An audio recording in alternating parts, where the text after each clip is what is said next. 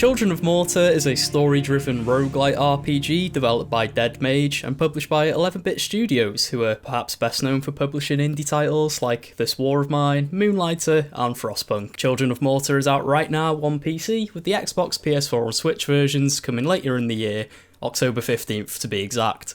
I'm your host, Liam McKelvey, and joining me on this mystical quest to save the land is none other than Jake Kukowski. Yes. How you doing, man? I'm doing very well. Children of Morta''s finally here. It's been a bit of a wait. It's been one of those ones where it's been in like indie games upcoming lists for like 3 years, and we got to play the demo at Res together, and then we covered it on the channel before, didn't we? So it's like now it's finally here. Woohoo. It's kickstarted back in 2014, and now it's finally here. So quite a long road to release. Yeah, considering it's like, not a AAA game, people at just first glance write that off as like, oh, it's only 2D, how long does it take? Well, quite a long time apparently. Well, when you see the game, you'll know exactly why it took so long, because damn, it is beautiful. Yeah, oh my god, what a good looking game. So it's like, these things could be 10 a penny, right? Like there's a roguelike is like so common at the moment. It seems to be like the flavour of the month, but this visualization of roguelike dungeons, I don't think I've seen anything quite like it. I love the detail and the weird shimmering effects, all these rocks and crystals and things like that. The game looks like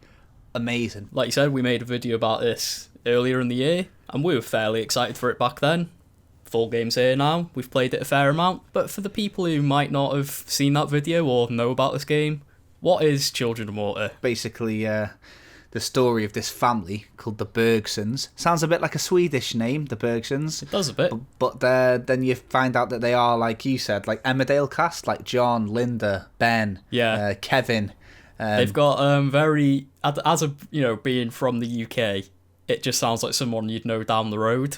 Yeah, definitely the people that would live in a social club and drink bitter. Yeah, definitely. Yeah. But this family anyway, regardless of their names, they're the guardians of this mountain, Mount Morta, and they kind of, I guess they just live like at the bottom of the mountain in this like nice little house, and then this corruption just kind of spreads out of nowhere and starts turning all these like peaceful creatures into these horrible creatures, monsters and things like that. And then that starts kicking off with a bunch of like just naturally horrible bastard creatures like goblins, for example. They're pissed off as well. So yeah, it's up to the Bergson family to go into the mountain, root out the evil, find out what's corrupting the mountain, and cleanse nature of this horrible purple corruption.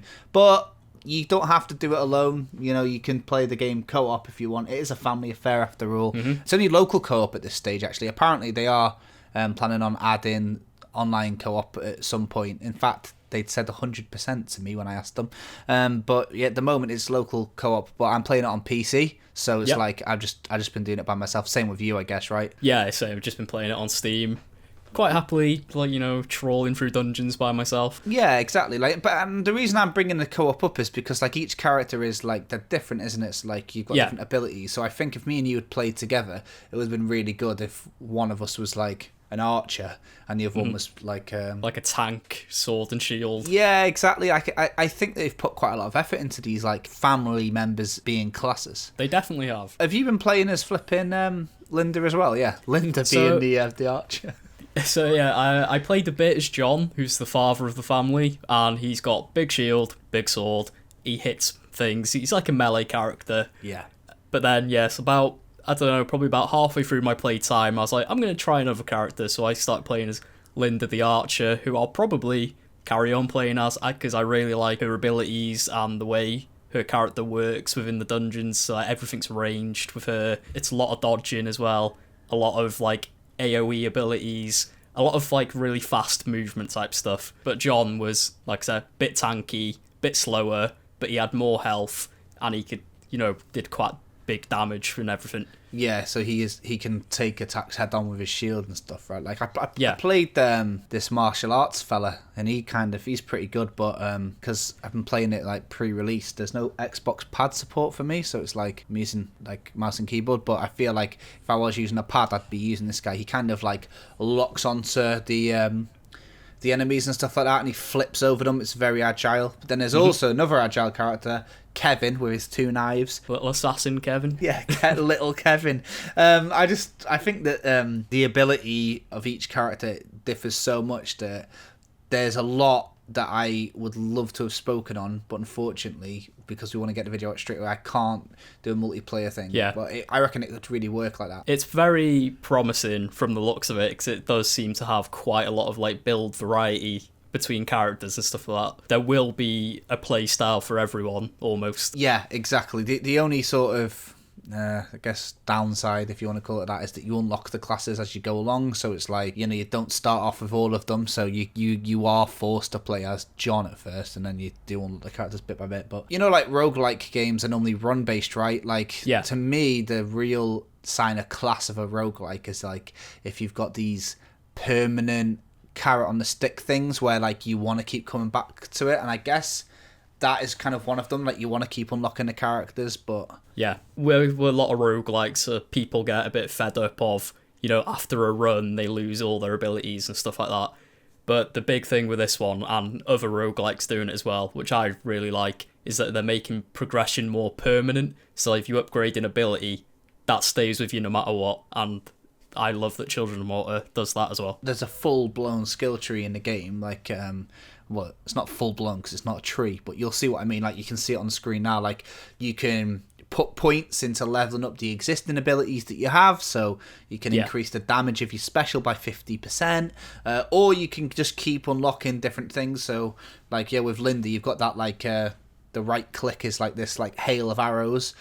I upgraded that a couple of times, so it's like super strong, but then I wanted to move on to trying to get it so she was as agile as possible, so I've gone down that route. But you might not have done that. I don't know what you did. Yeah, I went pretty much on movement speed, and because she's got the ability as well where she has like a stamina bar where you can move and fire your bow at the same time. Yeah. So I put a lot of stuff into upgrading that for, so I could have like a lot of maneuverability around the dungeons. It's cool that you can skill up each character, but in is it Uncle Ben, or have I just made that up because of the rice and Spider-Man? It's Uncle Ben.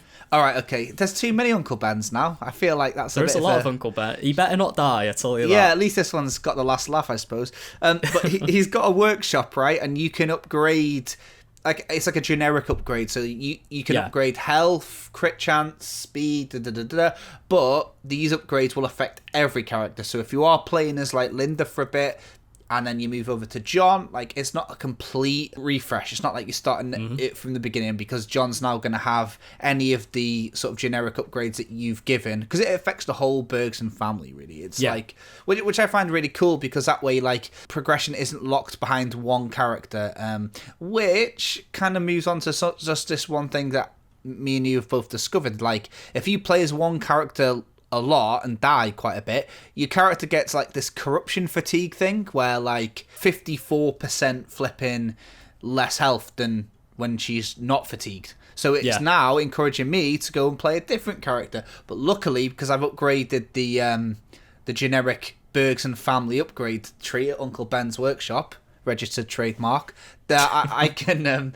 I don't feel like, oh, I've got to start all the way from the beginning. I feel like I can go into these deeper levels already with my less powerful character, I guess. Gameplay wise, even the developers are saying it's a bit of a hack and slash in the vein of Diablo. Do you agree with that? Because I'd say I do. It is kind of like a 2D Diablo. Yeah, combat wise is, especially like the way that the abilities are mapped out and things like that, the amount of abilities you have, and it's I think that they've obviously worked a lot into the fluidity of combat, and dodging and attacks seem really smooth. Hitboxes are really good on it. So, like, they've clearly been inspired by Diablo, I suppose as well for me anyway, one of the most important things is it's got a very addictive gameplay loop, which, if you're going for, like, a roguelite style game, I think that's, like, the essential thing you need, where you want to have that, like, one more run feeling to it. And Children of Morta, I think, anyways, got it in spades. I went in there, like, thinking it was going to be, okay. I went in last night thinking it's going to be good. And then, like, I looked at the time, 4 hours had passed. Like, just, boom. It's really, really got me hooked. And, like, every single run, every time I die, I'm excited when I die rather than annoyed because I've amassed loads of gold in this run. I can spend the gold on upgrades for the next run. So that's what it does. You need to make death appealing in a roguelike, I think, rather than annoying, because death happens loads in these types of games. So every time I die, rather than go, oh fuck, I was so close to finishing this level, instead I think, right, cool, I can do this, now I'm going to go back again and I'm going to smash it even better. The fact that the dungeons are procedurally generated as well is great because it's not stale, another good trait of a roguelike. But yeah, man, damn, it's like, I was expecting a lot and it's like still living up to that, like, which is good. So I haven't let my own hype annoy it. Hopefully I don't let the hype kill it for everyone watching, isn't it? Do you know what I mean? Yeah. I mean, that's awesome, because like I didn't really know about it until we played it at EGX and you pointed it out to me.